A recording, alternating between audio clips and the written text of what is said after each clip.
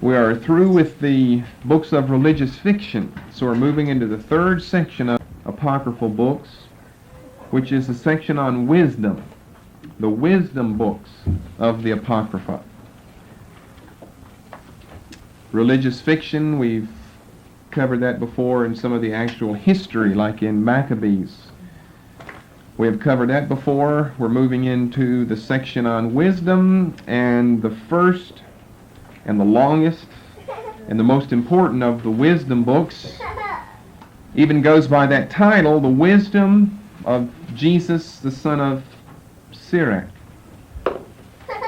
Or it's also known as Ecclesiasticus. It's the longest of all the books of the Apocrypha, as a matter of fact. 51 chapters. A lot of the chapters are long chapters, and it's one of the most highly esteemed of the apocryphal writings. We're going to look basically at the purpose, the authorship, and we have time, the prologue this evening, so that won't get us into the heart of the book. We'll save that for next time. So if you haven't read it, you may want to start reading it. It's a book you can read through quickly, but you really won't get the benefit. I enjoy the book. We're going to look at one section maybe in detail tonight because it's going to tie in with the author of the book and a study of the authorship here. But the writer of the book has an extreme amount of wisdom. He's very wise. He's very understanding of the ways of this world and the actions and the motives of men. And although in no sense of the word do we think it to be canonical, there's a lot that can be learned just like reading a magazine or how to do it yourself book or whatever. You could pick up the book of Ecclesiasticus and see things that in principle form are found back in the canonical scriptures anyway. So the wisdom of Jesus, the son of Sirach. Jesus, remember, is just the Greek form of the name for Joshua, or the Aramaic is Jeshua. Sirach is just the Greek form of Sirah, S-I-R-A. Ecclesiasticus comes from the Latin Vulgate, and it means the church book or the assembly book.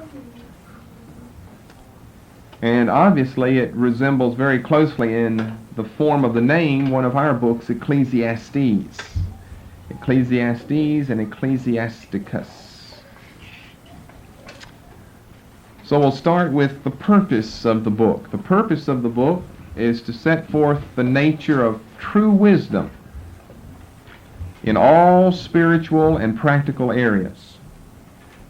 What the author believes to be true wisdom. Now we can still allow it to be true wisdom as long as we understand that it's not canonical wisdom. But true wisdom can be found in other things than just the Bible, as long as they're in accordance with the Bible and don't contradict it.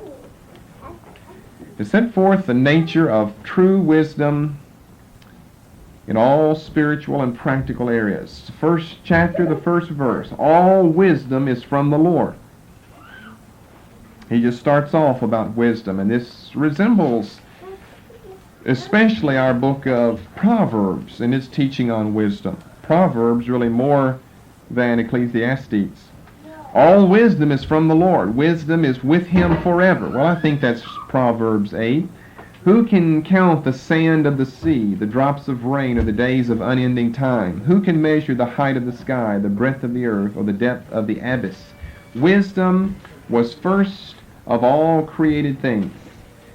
Well, that's similar. We'll say more about that probably later on, to a verse in, again, the wisdom chapter of our Bible, which is Proverbs 8, where wisdom is personified. One alone is wise, the Lord most terrible. He's teaching that wisdom begins with God. Verse 8, seated upon his throne. To all mankind he has given her in some measure, but in plenty to those that love him. You see, we're going to find remarkable truth, remarkable verses. This is a remarkable verse, the 10th one, and it is true. To all mankind he's given her wisdom in some measure. Every man has some measure of wisdom, but in plenty to those that love him. Well, wisdom is saying again and again, I will be found of those who love me, embrace me, and count me as a near kinswoman. So we're not going to get into looking at We'll cover that when we come back and look at an outline of the book. What we want to spend, I guess, a large section of our time with to begin with is the authorship of the book. Of the 14 books of the Apocrypha, this is the only one that we can be certain about some areas concerning the authorship and concerning the date of the book as well. Remember, most of the other ones were just kind of guessing based on as much internal information as we can gather together under one roof. Then we make a decision based on that. Was the author a Palestinian Jew? Was he an Alexandrian Jew? Was he a Jew at all?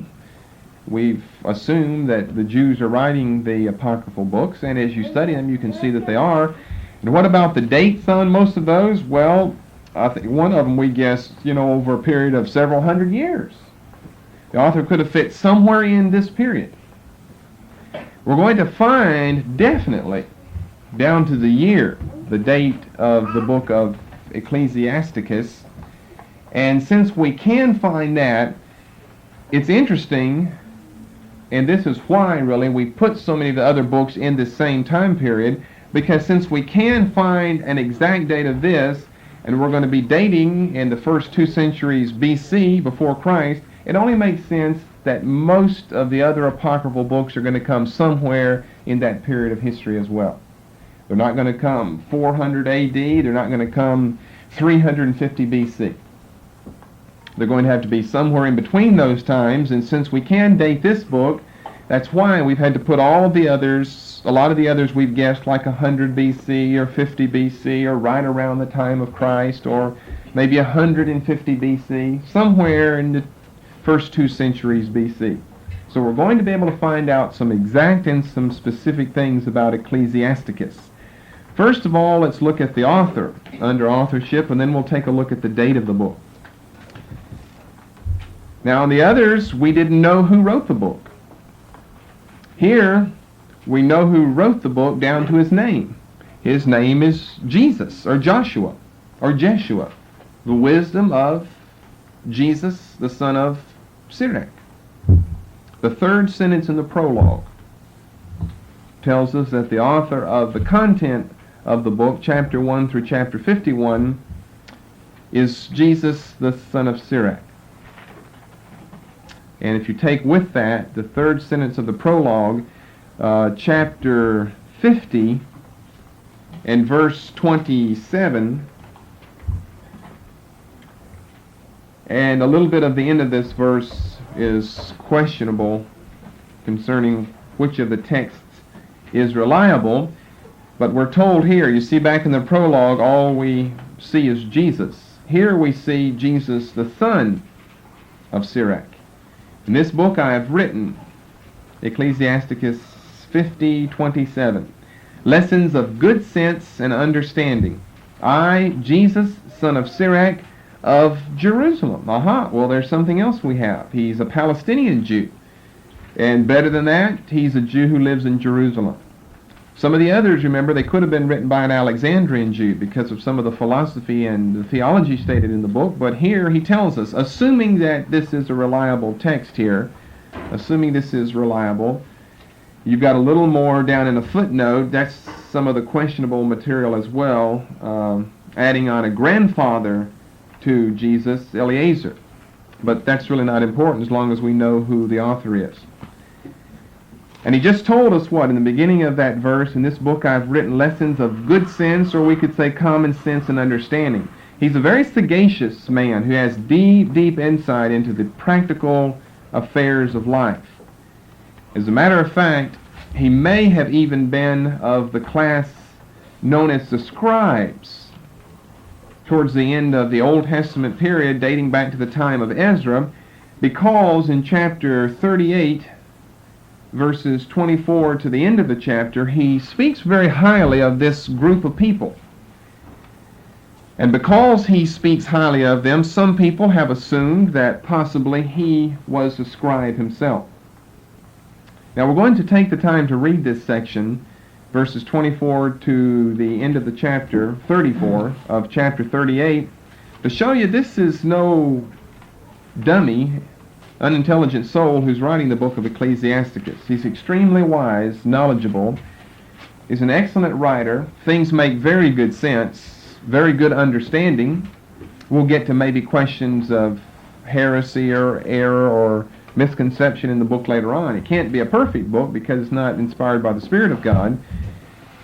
But as we'll get into later on, and I can just give you a forewarning of that, the early church fathers spent a lot of time reading the apocryphal books. They said they were good for ecclesiastical use, not for spiritual use. That is, not for use of basing doctrine on this, but for gaining a little understanding here and a little understanding there. I think you'll find it remarkable. Now you notice what we're going to read here. Chapter 38, 24 to 34. You don't find this as such written anywhere in the Bible.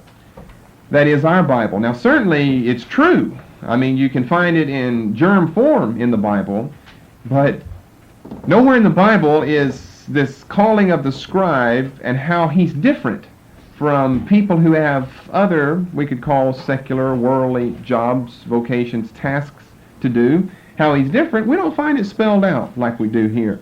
And it makes a whole lot of sense.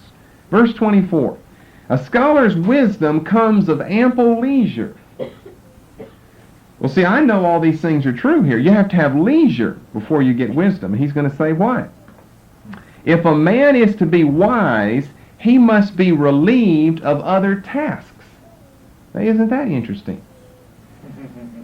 Some of the churches of our day really need to read this. They keep their pastor so busy he doesn't have time to be wise. He says, if you want to be wise, be a scholar, a scribe. A scholar there, by the way, in verse 24, just means a scribe.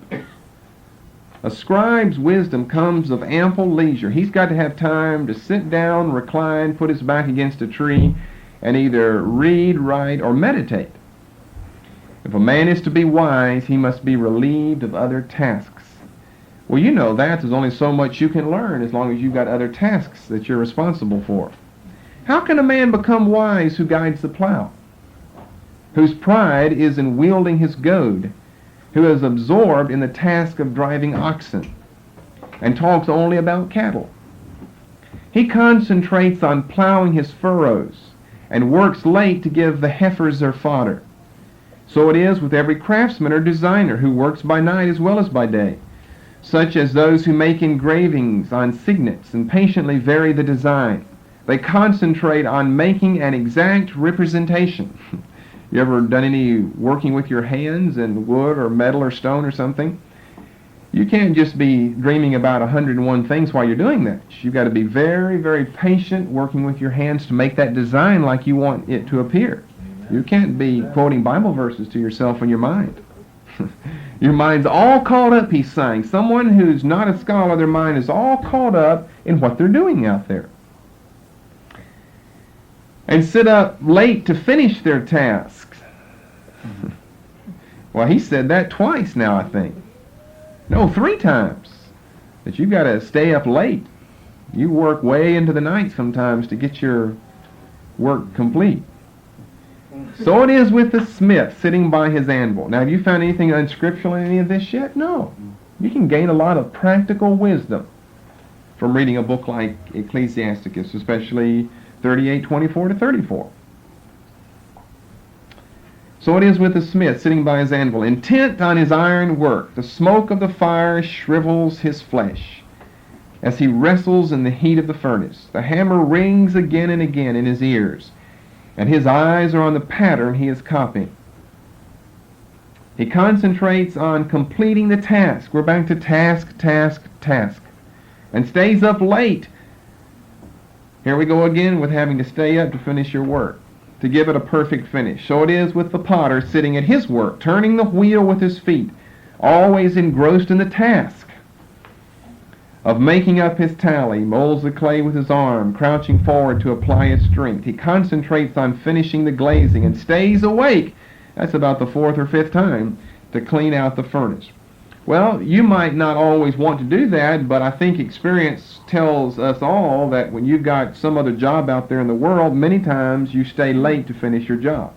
And he knows what he's talking about. He's not writing by inspiration of the Spirit, but he is writing by observation of the world. The world just runs like that. The world wouldn't run if you didn't have things like this. If everyone goes home at 5 o'clock, nothing's going to get done. He's observed what true life is all about. We're going to see in a moment that he was a world traveler. He traveled everywhere. He didn't just sit at home and study, but he studied as he went and as he watched what others did. I mean, you look at all this, even telling us how the potter turns the wheel, not with his hand like a lot of people think, but with his foot. You've got to have your hands free to form the pot as your foot is turning that wheel, which turns the pot on another wheel. He knows what's going on here. Not that he has to do any of this, but he's watching others. And he sees this potter. He's got no time to be a scholar. You couldn't be a scholar and be a potter at the same time. This fellow who works with his cattle and the smith who works with his iron, he doesn't have time to be a scholar. He's too busy concentrating exactly on what he's doing. Amen. Verse 31, all these rely on their hands. You see, the scholar relies on his mind. All these rely on their hands. But you go ahead and sit there and try to, by your mind, form that pot, and it won't work. But you try with your hands to form doctrine, and that won't work. Your mind forms your opinions and your doctrine, and your hand forms those physical objects. And each is skillful at his own craft. Now, he's not criticizing other occupations. As a matter of fact, you see, he ends up praising them in verse 31. They are all skillful. I can't do what they're doing. Of course, what he goes on to say is they cannot do what I am doing, and what I am doing really, in the final analysis, is more important than what they're doing, but you just can't weigh things by importance, or then if everyone quit and tried to be this scribe like Jesus ben Sira, then he wouldn't have any pots to get a drink of water in while he's sitting and meditating. He's got to have someone to make that for him. Without them, a city would have no inhabitants, no settlers or travelers would come to it.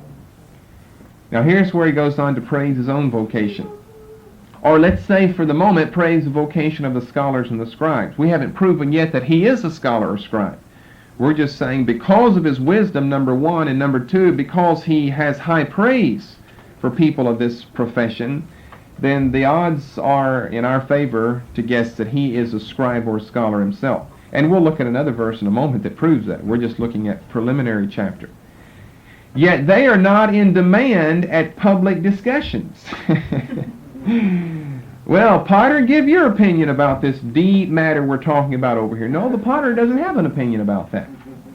Or if he does, he shows the ignorance of the Potter's opinion. He's not prominent in the assembly. Who are the prominent ones in the assembly? The wise, sagacious thinkers of the people. And I mean, this is so true what he's saying right here. We've taught you this before, that people have to be professionals where they're professionals. And where everybody likes to be a professional is in politics and religion. That's right. Those are the two things, and I think that's what he's talking about. What do you meet in an assembly for? Well, a town meeting or a church meeting are the two meetings where it's in a public assembly. Something to do with politics or rules or government, or it has to do with philosophy, religion, God, and the deep thoughts of this life and the next. And he said these people aren't capable, they're not qualified for being there. He said no one invites them to be the public speaker in the assembly. Sometimes they show up anyway, we know about that, and give their opinion what they think about this or what they think about that. But you know, all along, that's been a very, very effective argument of mine against people when they want to give me their opinion. I tell them, well, I'm a professional theologian and you're a lay theologian. I told someone that just last week. I said, I'm a professional theologian, and I believe that I am. And they're just, I said, so it's just your opinion then. It's your opinion against years of my research. That's what it amounts to. It's your own opinion against years of my research. Now, if we're going to just use natural common sense, which is what he's advocating here, who are we going to believe then? The one who just has an opinion? We're going to believe the one who has an opinion about how you make pottery, or someone who has years of research in making pottery? You know, that makes more sense to me than the rising and the setting of the sun. And yet religious people can't seem to fathom that for anything. They don't want to. Amen. That's why. They can, they just don't want to. And it's too bad. I can even add a footnote. It's too bad we've got scholars who aren't scholars today. But that's because they sit down doing a lot of thinking about their own thoughts and not about the Word of God. They do not sit on the judge's bench or understand the decisions of the courts. You listen to these lay charismatic teachers, they don't understand what they're talking about. And those judges who sit on the bench and make those decisions in the court, well, they just laugh at these lay leaders. They cannot expound moral or legal principles and are not ready with maxims. But they maintain the fabric of this world, and their prayers are about their daily work. Beautiful, beautiful teaching right here. That's why we turn to this, to kind of get your imagination stirred about this interesting book of Ecclesiasticus. It's generally thought of to be the most highly esteemed for its teaching of all the books of the Apocrypha.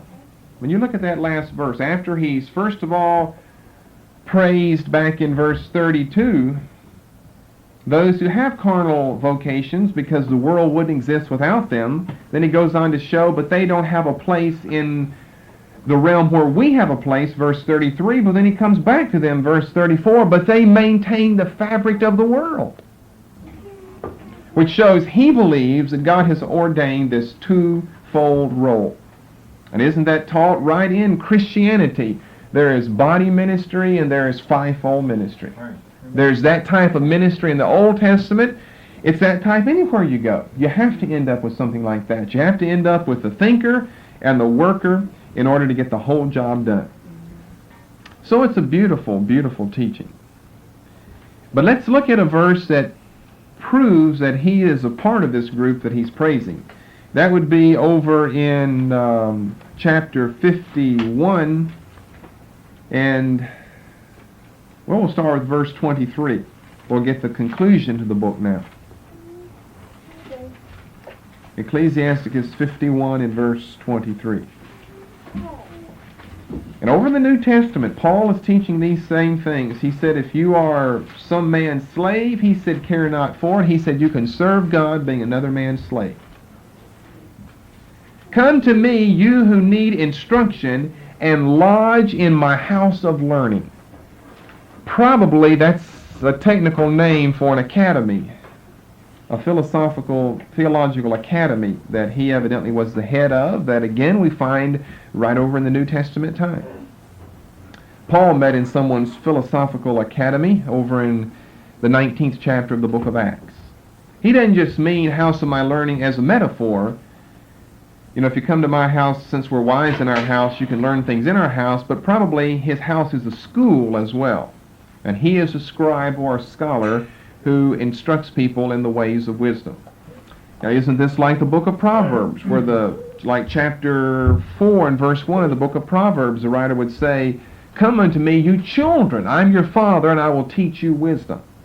Well, that's the idea behind what we have here in Ecclesiasticus, that the scholar or the scribe is the father to the children who come and learn. Come to me, you who need instruction, and lodge in my house of learning. Why do you admit to a lack of these things, yet leave your great thirst unslacked? I have made my proclamation. Buy for yourselves without money. Well, that sounds like the book of Isaiah. Come and get all of this milk and meat without money. I have made my proclamation. Buy for yourselves without money. Well, you see, that is a metaphor, because how can you buy without money? Bend your neck to the yoke. Be ready to accept discipline.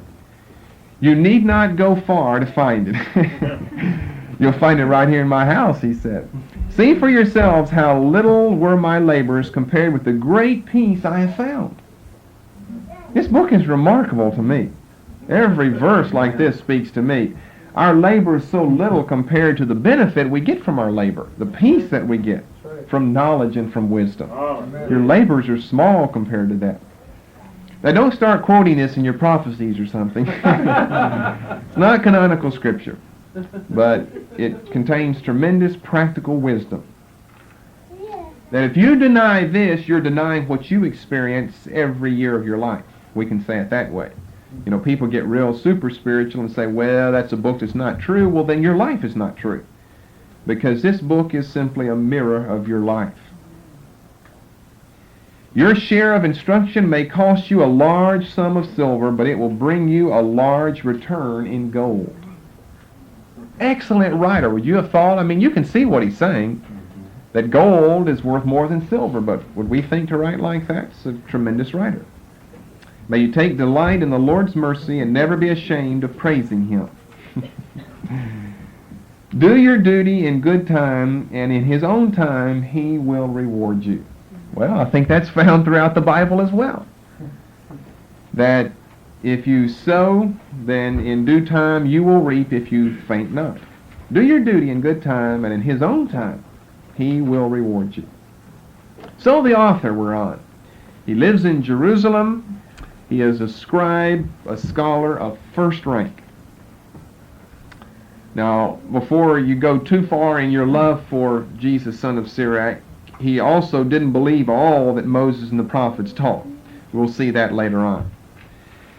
But I don't guess hardly any Jew did down in that intertestamental period, because they didn't have any faithful leaders over them who taught them the truth. Here's a leader, but not totally faithful, because he does depart in some regards from the law of Moses and the teaching of the prophets. What do I mean by that? Well, just wait, we'll get to that later on. Now, he has a twofold source for his knowledge that he has gained. The first place, we see that he is familiar with the Old Testament, particularly with the Pentateuch and the book of Proverbs, although more books are included than just those 6, but particularly the Pentateuch and the book of Proverbs, he definitely is quite familiar with. And I think we've seen that just from what we've read thus far. That last verse in the book is taught in the book of Proverbs, that if you'll serve the Lord faithfully, he'll reward you. He'll exalt you in due time. But then he's got another source of knowledge, and that is his vast experiences that he gained from his widespread travel. He was a resident of Jerusalem, but he spent time in king's courts where we don't know, but he spent time traveling over that part of the world. Chapter 34, beginning with verse 9. Now, it's a long book. I don't know if you'll have time, since you're busy with those tasks of chapter 38. But you just take your time, and you ought to read through it, just a chapter whenever you've got time. If you read it too quickly, you're going to miss all of these things. The book is just filled with this type of teaching. But you can make time to read a little bit at a time, and it's amazing. Verse 9 of chapter 34. An educated man knows many things, and a man of experience understands what he's talking about. He says being educated is one thing, having experience is another, and these two should go together. I think life teaches that too. You can have a textbook education, and that really is not going to be what gets the job done. You've got to have experience as well. The man with experience knows what he's talking about. An inexperienced man knows little, but a man who travels grows in ability. Well, I've just come back from some world travels, and that's so true. When you're just confined to your own home, your own town, your own job, you have a very limited view of life, of knowledge, and of the world. I think we'd all admit to that, whether we're world travelers or not. You travel the world, and it does something to you, and he's traveled the world. Verse 11, I have seen many things in the course of my travels, and understand more than I can tell. I have been in deadly danger and escaped, and I've been there often, thanks to the experience that I had gained. Well, verses 9 to 12 of chapter 34 reads just like life is. Then chapter 39. Chapter 39, beginning with verse 1. How different it is with the man who devotes himself to studying the law of the Most High. That's the Pentateuch. So there's just one verse you could stick back under that fact, that he gained knowledge through his study of the law, who investigates all the wisdom of the past. What does that mean? He's a student of history and spends his time studying the prophecies. He dabbles in radio prophecy ministries as well. He preserves the sayings of famous men. Well, we've been known to quote some famous man every now and then, and penetrates the intricacies of parables. He investigates the hidden meaning of proverbs and knows his way among riddles. The great avail themselves of his services, and he is seen in the presence of rulers. And here's what we need. He travels in foreign countries and learns at first hand the good or evil of man's lot. He's a traveler. He has to travel to learn. And then it goes on, getting off the point, but he makes a point of rising early to pray to the Lord his Maker, and he prays aloud to the Most High, asking pardon for his sins. Well, a wise man certainly does that.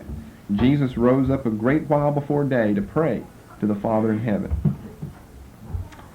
If it is the will of the great Lord, he will be filled with the spirit of intelligence, and he will pour forth wise sayings of his own, and give thanks to the Lord in prayer. You see, your experience then gives you a little independence so you can become original, and you don't have to always copy others. As the middle of verse 6 tells us, he will pour forth wise sayings of his own. Whereas we had read back up in verse 2 that he would quote the famous sayings of famous men. You see, your experience then gives you a little independence so you can become original, and you don't have to always copy others. As the middle of verse 6 tells us, he will pour forth wise sayings of his own. Whereas we had read back up in verse 2 that he would quote the famous sayings of famous men. Well, if you stay with it long enough, you'll get wisdom by being around wise people, so you can be original on top of that. Verse 7, he will have sound advice and knowledge to offer, and his thoughts will dwell on the mysteries he has studied. He will disclose what he has learnt from his education and will take pride in the law of the Lord's covenant. Many will praise his intelligence. It will never sink into oblivion.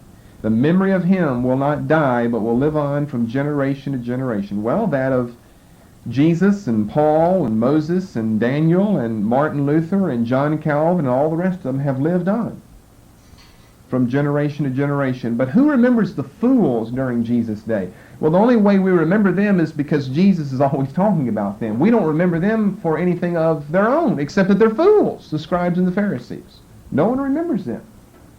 Name what that great Pharisee Jesus was talking about. We don't know. But we know the wise ones who spoke to those fools. The nations will talk of his wisdom, and his praises will be sung in the assembly. The nations will talk of his wisdom. Well, countries like Germany claim Martin Luther as their own, and France, John Calvin as their own, and they have great ceremonies in memory of these great men that belong to that nation, and this nation is no different. If he lives long, he will leave a name in 1,000. If he goes to his rest, his reputation is secure. And it's all because of the knowledge and the wisdom and the understanding that he has, not for anything else that he has. Someone forgets someone who made a pot, unless you're really a famous maker, and probably you've got some wisdom. You're not just skilled in your hands, you're skilled in your mind as well. And that's true with some of the famous painters of the past. We still remember their name down today, but think of all the other ones who just didn't apply themselves and didn't have the wisdom in the mind, didn't have the brilliance in the mind to paint things that for some reason have been talked about from generation to generation.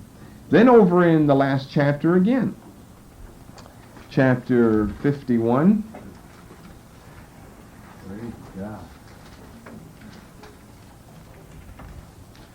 And verse 13. Again, proving that he gained knowledge from his experience in his travels. You just come to appreciate things that maybe you just read in the newspaper or something before, you know. I have to tell you this story one time about this, well, about this southern woman trying to get up on a camel. You know, you understand more of the problems of getting on a camel when you watch some people who are a little bit too heavy to get on a camel and try to get on a camel. and see what happens to them and the camel, and the people who are trying to put them on the camel. And things like that you never forget. You could read it somewhere and you'd forget about it. But anyway, when I was still young, before I set out on my travels, well, it tells us that he traveled later on in life. But it tells us that he did travel. I asked openly for wisdom in my prayers. In the forecourt of the sanctuary I laid claim to her, and I shall seek her out to the end. From the first blossom to the ripening of the grape, she has been the delight of my heart. From my youth my steps have followed her without swerving. I had hardly begun to listen when I was rewarded, and I gained for myself much instruction. I made progress in my studies. All honor to him who gives me wisdom. Well, that's very pious there in verse 17. I determined to practice what I had learnt. He's a doer of what he knows. I pursued goodness and shall never regret it. I strove for wisdom with all my might, and was scrupulous in whatever I did. I spread out my hands to heaven above, deploring my ignorance. Well, some of us have done that before, berating yourself because you were so dumb you couldn't see what was before you. I set my heart on possessing wisdom, and by keeping myself pure, I found her.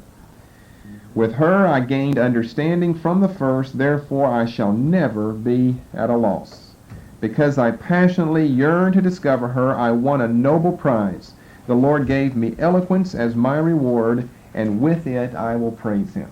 I'm going to use what he's given me, my wisdom and my eloquence of speech and teaching, to praise him, and to return to him praise for what he's given me and the wisdom that he's given me. Beautiful teaching. I could just go on and on about this. This is exciting to study all of this, and to find it outside of the Scriptures. And I don't even know of a book where you're going to find it like you'll find it, as pure as you find it here in Ecclesiasticus, anywhere else besides the book of Ecclesiasticus and, of course, the Word of God itself. You can search in the pagan philosophers of Greek and Rome and Babylon and Egypt, and you won't find this. You'll find lots of teaching on wisdom and the mysteries of wisdom, but not the purity and not the excellence that you find here in Ecclesiasticus.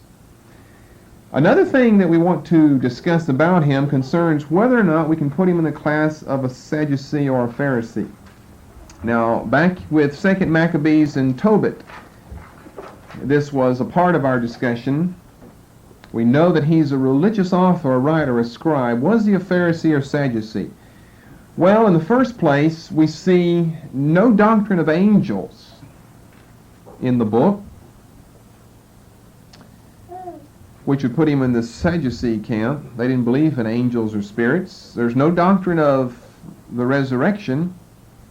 I mean, this is a long book not to have any mention of angels or the resurrection. That could put him in the Sadducee group.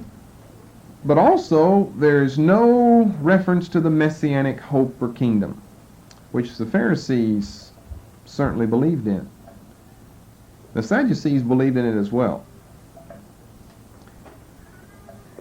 So from the little information that he has on doctrine outside of what he's just given us on wisdom, it's really impossible to put him in either group as a Pharisee or as a Sadducee.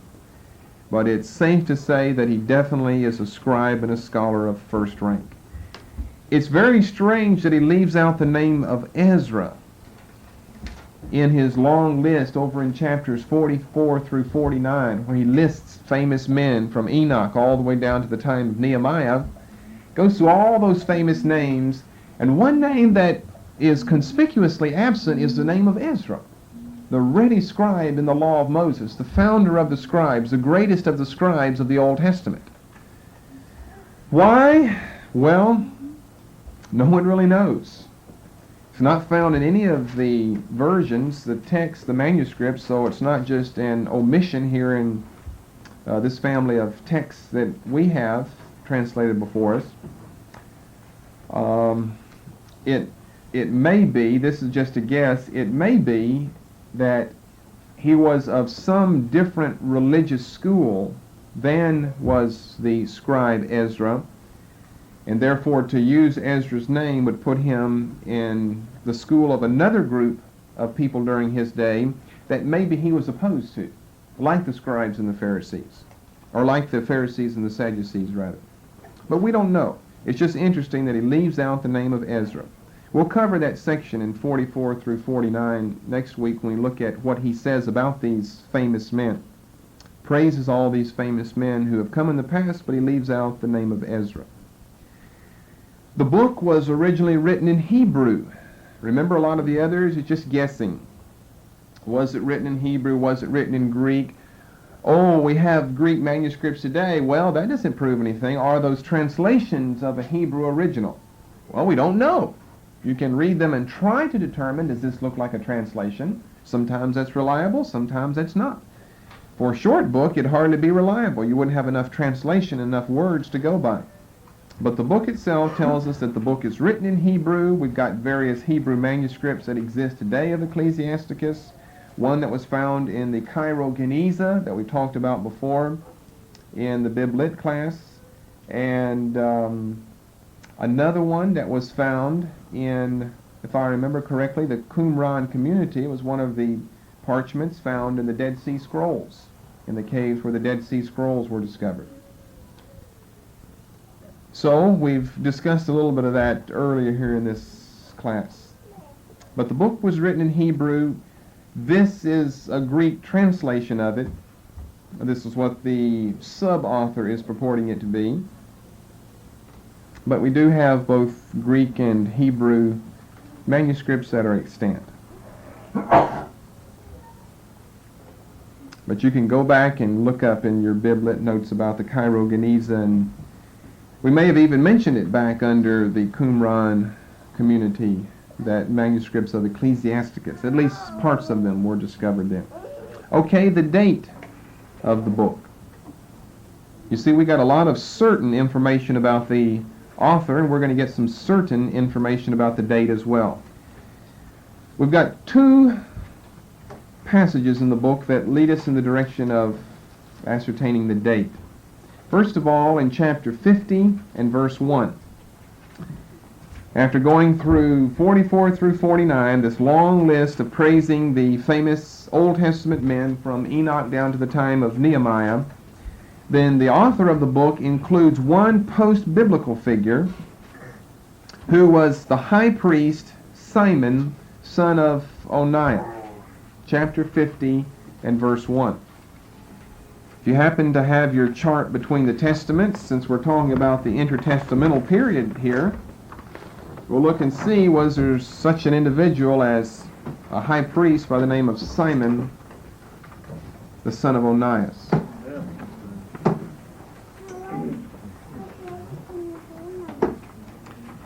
Well, if you look at the top right-hand corner, you see Onias the first, and he has a son called Simon, around 280. And then we have down around 240 Onias the second, and he has a son named Simon, around 210. And what does he give us here in chapter 50 and verse 1? It was the high priest Simon, son of Onias. So that has to be either Simon the first or Simon the second, in whose lifetime the house was repaired, in whose days the temple was fortified. He laid the foundation for the high double wall, the high retaining wall of the temple precinct, and so forth. So we've got additional post-biblical intertestamental information about some destruction of the temple, not a total destruction, but a destruction of the temple and the city, and it being repaired under Simon the high priest. But just telling us Simon the son of Onias, since there were two of these, doesn't let us know which one he's talking about. All we know is that the author of the book has to be living past Simon the first or 280. Now he doesn't have to be living past Simon the second if the reference in chapter 50 and verse 1 is to Simon the first. So that makes it fairly easy to begin dating the book. The book has to come after 280 BC. And if he has reference to Simon the second, it has to come after around 210 BC. So there's our first clue that gets us at least in the intertestamental period. We know it wasn't written back when canonical revelation was still being given, because 280 is the maximum limit for that. You'd have to go all the way back to 400 get back to the time of Nehemiah and Malachi before the book could be under the period of canonical revelation. So we're going to have to go to another passage in the book that will help clarify which Simon he's talking about. And that would be back to the third paragraph in the prologue. The third paragraph in the prologue. Only these two passages can we use to help us date the book, which reads as follows. When I came to Egypt. Now, we haven't told you a lot about the prologue yet, but the prologue now is being written by someone besides the author of the book. The book doesn't start until you see there chapter 1, verse 1. But these three paragraphs that make up the prologue are written by the grandson of the author of the book. So this isn't the author, it's the grandson, which means he has to even be living further down the line because he has to be living past his grandfather. When I came to Egypt and settled there in the 38th year of the reign of King Ergetes, I found great scope for education, and I thought it very necessary to spend some energy and labor on the translation of this book. Ever since then, I have been applying my skill night and day to complete it and to publish it for the use of those who have made their home in a foreign land and wish to become scholars by training themselves to live according to the law.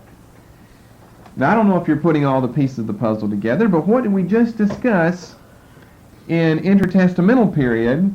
The date when the Jews first went down to Egypt and this large population was established in the city of Alexandria in around 312 BC. Now you see how all this is going to tie together. He says that when I came down to Egypt, now he's not coming down in 312. He tells us when. It's the 38th year of this King Ptolemy. We'll see that here in a moment.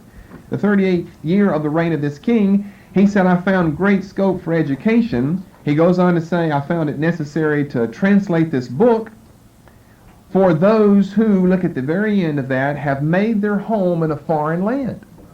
That's all those Jews we talked about that Ptolemy took back with him after the battle of Gaza in 312 when he was fighting Antigonus, or really fighting Demetrius, Poliorcetes, the son of Antigonus, that he took back with him down to Egypt, down to Alexandria. So this man is coming quite a bit after that.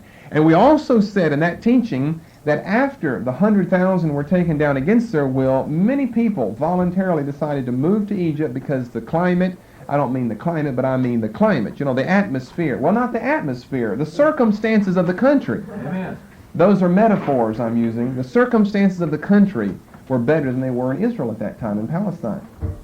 And so he's simply one of those who went down later on, not during the time when we talked about in the intertestamental period, but he's going down later on. But he's got to provide something for them to read. Now, they can't read Hebrew down there. You see, all of this makes so much sense, and now we all know these things. We've taught you these things, that Hebrew ceased to be spoken. We're going to be getting back into that Sunday in the Hebrew class. All these are going to fit together right about the same time. But the author, as well as the translator of the book, can read and speak and write Hebrew themselves. But why make a translation into Greek, which is what he's going to do here? It's because these people are down there in Egypt, where who's controlling Egypt? The Macedonians. Now it's the Ptolemaic dynasty. They're Greek people. They're Greek descendants down there. And after the conquest of Alexander the Great, they speak Greek down there. And so he goes down to translate. So you say, well, that's all fine and good. It still doesn't give us a date. That's right. Let's go back to our intertestamental period chart. King Ergetes. We'll have to get a better way to pronounce it. I'm just giving you all the Greek syllables in there. Ergetes sounds better to me. It's easier to say. We'll call him King Ergetes, I guess. King Ergetes. Okay, are you ahead of me finding King Ergetes on your chart?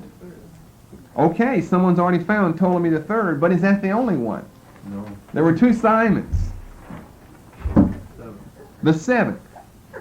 Ptolemy III, we'll call him Ergetes if you'll pardon the mispronunciation, and Ptolemy VII. Well, which of those two would it be? You can tell me from what we've just read here in the book. The seventh, why? Well, you've got a better proof than that. Pardon? Well, the Ptolemy the third would come after the first Simon, son of Onias, so that would still fit in there. There's one definite proof that tells us which one. These are good things you're saying, but they're still guesses that don't prove it yet, though. We'll go back to the prologue in Ecclesiasticus, the third paragraph, the first sentence. The first one, the third, didn't reign 38 years. What is that? 24 years. And the other one, look how long he reigns. 54 years. 55 years, something like that. So if he went down in the 38th year of the reign of a king who only reigned 24 years, that would be an impossibility. So now we know what Simon he's talking about, probably Simon the second, son of Onias the second. And he's talking about Ptolemy the seventh, Ergates, which helps us then date this book. So that will give us a date for the book. Shows Ptolemy the seventh starting around 170, but really, well, I'm getting ahead of myself, or maybe I'm behind myself. I think I'm behind myself for the first time, that I haven't said enough about this prologue here, this third paragraph. This date that he gives us is only the date for the translation of the book and the addition of the prologue. So what would that be? Now that you can figure out down to the very year. That's not the date of the book. Because remember, we're not talking about the author of the book, we're talking about the grandson of the author of the book, who's the translator of the book, in the prologue, the third paragraph. And he said it's in the 38th year of the reign of Ptolemy the seventh that I translate this book. I go down to Egypt and I translate this book. So what would that date be? 132 BC. That is definite. That is the date of the translation of the book from Hebrew to Greek, and it's the date of the addition of the prologue. 132 BC. Okay, what's the date of the book then? Well, that can't be proven to a year, but just tack on, well, you're 25 when you have a son, and then your son is 25 when he has a son. That's stretching it and being a little liberal to give us plenty of time. It takes us back to 170 or somewhere along there. 170 BC. For the book to have originally been written in Hebrew in Jerusalem by Jesus, son of Sirach. Now you see, we just haven't gotten quite that far in intertestamental period class, but now you'll know something about those two Ptolemies and what's going on there. So that gives us the date very definitely for the translation, 132, and just subtract 40 or 45 or 50 years or something, enough time to get back to when his grandfather would be writing this, and then we've got, generally you'll find 170 BC. Now it could be before, it could be after that.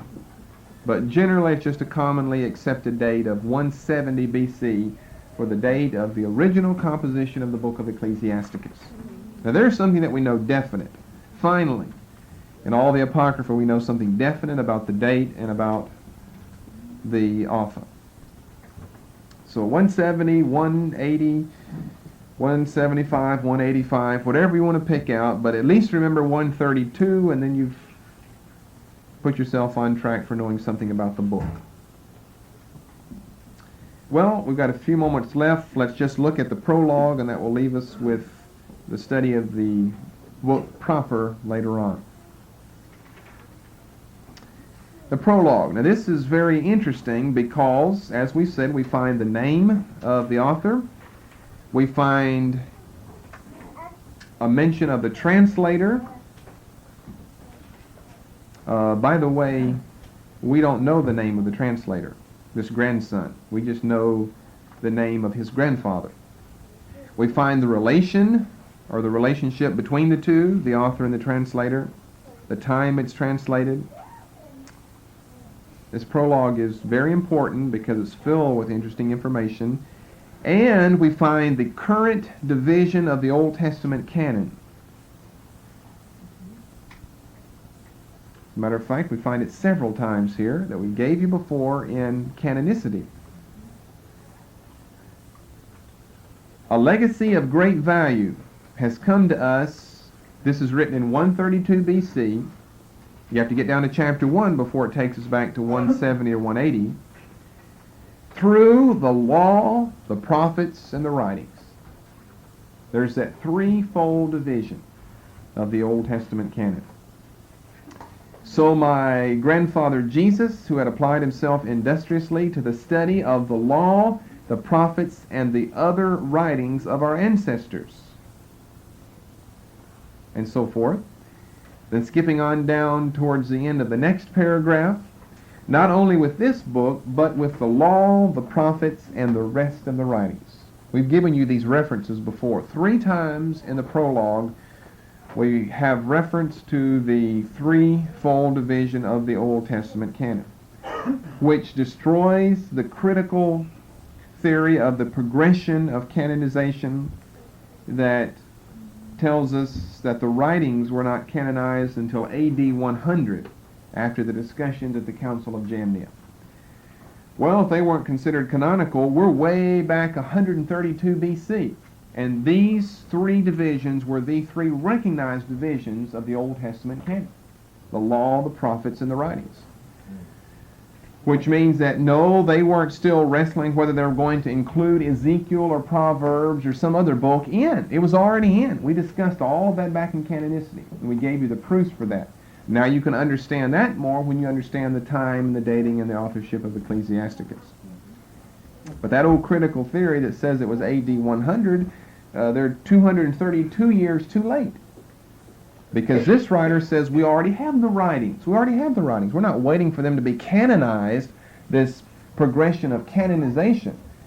It was a progression of recognition of the work of God. It took time for them to come on the scene, the books, and to be circulated, to be copied, and to be circulated, and to be translated if necessary.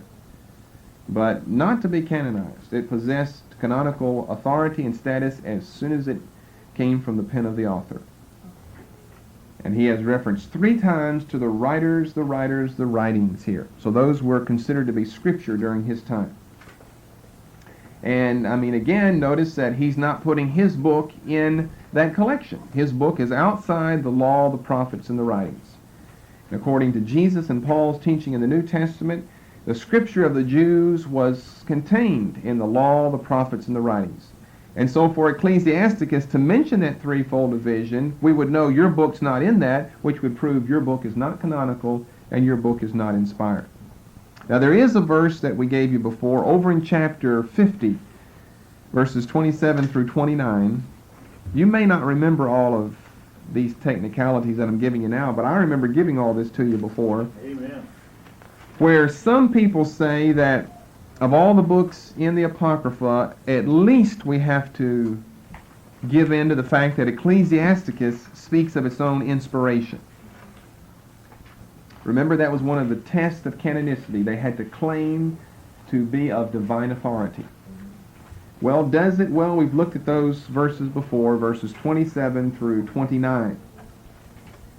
And in no shape or form is the author claiming his book to be of canonical status. Remember what we mean by that. The prophets would write in their prophecies, "Thus saith Yahweh." That you're claiming divine authority behind your book. Well, that's nowhere found in the Apocrypha. It's nowhere found in Ecclesiasticus. So you can look over those 3 verses, and there's no "Thus saith the Lord, thus saith Yahweh." This is just good common sense. He even tells us that in verse 27. This isn't inspiration. This is good common sense and common understanding that I'm writing. So that's no exception to what we've given you in canonicity before, that no books outside of the sacred scriptures among the Jews claim canonical authority. One other thing I think I'll save for next time. We didn't really have time to read a lot in the prologue, so we'll pick up with that next week then, because he gives us some more teaching about something else. The prologue is filled with interesting teaching. I was of the Lord forever I will sing. I will sing. I will sing of the mercies of the Lord forever. I will sing of the mercies of the Lord. With my mouth will I make known thy faithfulness, thy faithfulness. With my mouth will I make known thy faithfulness to all generations. I will sing of the mercies of the Lord forever.